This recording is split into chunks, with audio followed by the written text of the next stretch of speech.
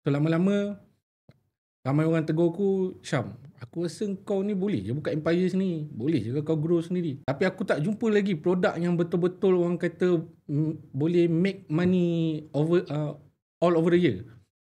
Sebab kita tahu ada produk dia ada seasonal, ada produk perlukan hype. Tapi aku tak jumpa produk yang betul-betul aku boleh buat duit sepanjang tahun. Sehinggalah aku jumpa selama 14 tahun ni aku study sebab tu aku masuk dalam dunia education. Bila aku masuk dalam dunia education, betul tu, dia takkan mati. Dia akan berterusan. Tapi aku dalam dunia online.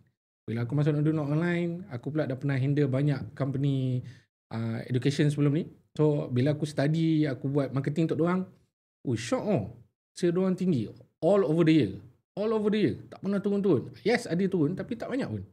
That's why aku decide untuk buat marketing, aku decide untuk buat education punya niche.